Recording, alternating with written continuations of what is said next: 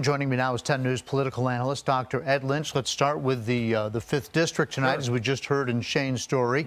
Bob Good has vowed to keep that district red, but tonight Dr. Cameron Webb won pretty easily against his Democratic opponents. What is the probability that the Republicans hold that seat? Well, the probability, I would say, to use the scientific term, is pretty good. It is a Republican district. Dr.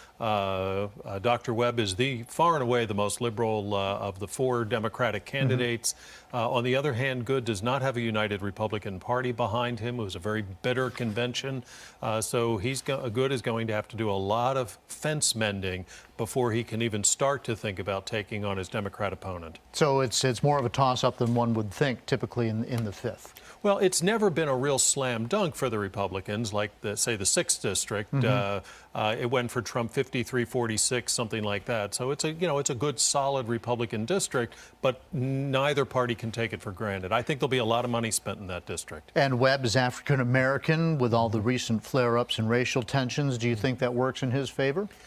I think that will certainly work in his favor to an extent, but to the extent that there is some negative feeling about, pulling statues down and taking over parts of cities, that could work against him if he's forced to defend some of those more extreme expressions of concern about police enforcement. Okay, very good. Statewide, in the race for the Senate, the Republican Daniel Gade, again, as Shane just showed us in his story, he's a decorated war veteran. He's worked at the presidential level as an advisor to presidents, but he's up against Mark Warner, and that's no easy task.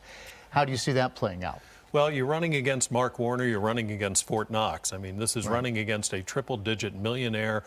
He's an incumbent. The only chance that the Republican challenger is going to have is to realize that his fate is linked with that of Donald Trump. He's got to link himself very, very closely to Donald Trump in order to have any chance at all. And that also makes Trump have an interest in that race, which could lead to some endorsements and some money coming in Gade's direction. Okay, and then we look at Donald Trump.